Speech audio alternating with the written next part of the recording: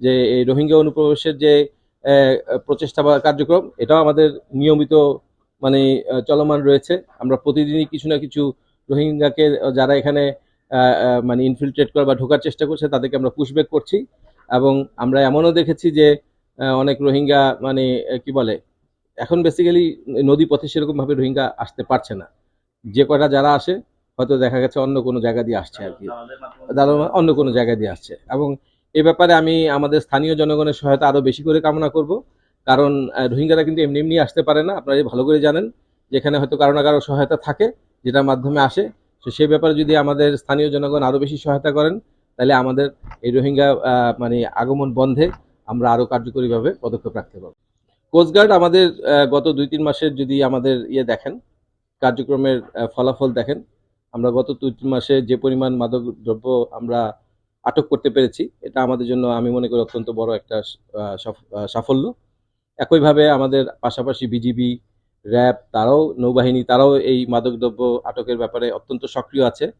তো মাদকদ্রব্য যে আসলে পাচারের সাথে যারা সংশ্লিষ্ট, তাদেরকে আমরা স্টপ করার বা তাদেরকে কি বলে, তাদেরকে নিরুৎসাহিত করার প্রচেষ্টা সরকার থেকে যেভাবে চলমান রয়েছে, আমাদের পক্ষ থেকে চলমান রয়েছে। আর যেটা মানে হয়ে আসছে সেটা মানে আমরা আমাদের নিয়মিত পেট্রোল, ঠিক আছে, আমাদের মানে ইন্টেলিজেন্স অর্গানাইজেশনের মাধ্যমে বিভিন্ন তথ্য সংগ্রহ করা সহ আমাদের এই আমাদের যে বলে অভিযান, সেটা চলমান রয়েছে। এবং এটা আমরা যথাযথভাবে যতটুকু সম্ভব আমরা এটাকে বন্ধ করার প্রচেষ্টা অব্যাহত রয়েছে। এবং আমাদের সফলতা বা সাফল্য যেটা আমি মনে করি, এটা যথেষ্ট প্রশংসাযোগ্য, ঠিক আছে। এবং এই অভিযান অব্যাহত থাকবে। এবং এটা এটা কোনো আসলে শেষ নেই। বিকজ আসলে ঘটনা হলো যে মাদকটা তো এমনি এমনি আসে না, মানে কেউ না কেউ এটার চাহিদা দিচ্ছে আমাদের হিন্টারল্যান্ড থেকে, যেটা আমরা বলি মেইনল্যান্ড থেকে। যদি এই চাহিদাটা কমে যেত, তাইলে হয়তো মাদকের এই চালানটাও অনেক কমে যেত।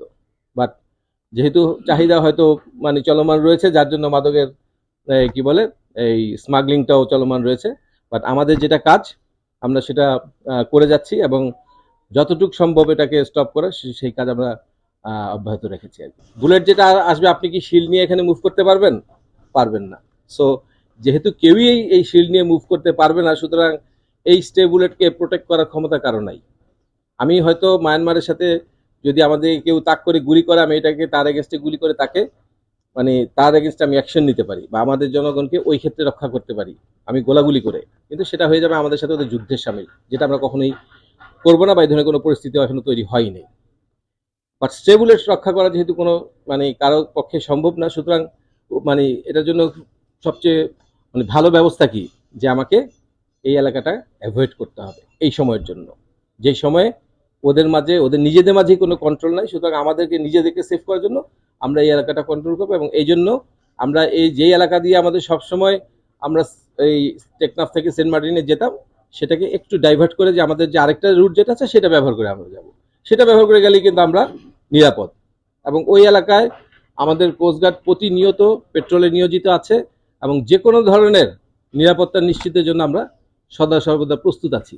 এবং আলহামদুলিল্লাহ ওই এলাকাতে আমাদের কোনো বিপদ আছে বলে আমার মনে হয় না। এবং আমি নিশ্চিত যে ওখানে কোনো বিপদ আসবেও না, যেই রুটটাতে আমরা এখন চলাচল করার জন্য আমাদের এই কোস্টগার্ড সাজেস্ট করবে আপনাদেরকে। সো কখনোই আমাদের সাথে মানে সেন্ট মার্টিনের কোনো যোগাযোগের কোনো ব্যত্যয় ঘটবে না। আর এই সিজনে স্পেশালি শীতকালীন সময় তো আপনার কক্সবাজার থেকে খুব সহজেই বড় বড় জাহাজ যাতায়াত করে।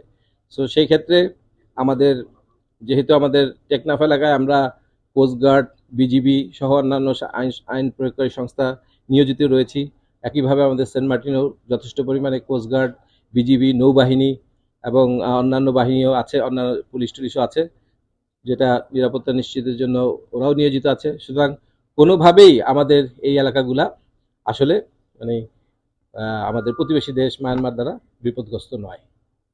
যেটা আমি বলেছি যে বিপদগ্রস্ত হলো কিছু কিছু রুট, যেটা আমাদেরকে এখন পরিহার করতে হবে। বিকজ ওই রুটটা বিপজ্জনক, কারণ ওদের মধ্যে মাঝে যে যুদ্ধ চলছে, এই যুদ্ধের যে একটা এটাকে বলে যে ইফেক্ট, যেটা স্পিল ওভার যেটা ইফেক্ট, সেটা আসছে আর কি, ঠিক আছে।